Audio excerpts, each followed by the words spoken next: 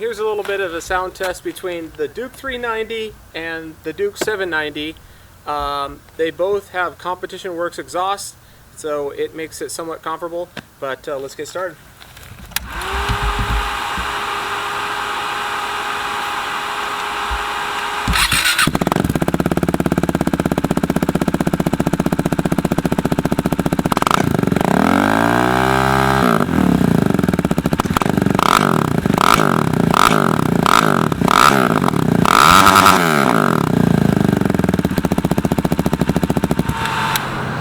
Really poppy, really loud actually.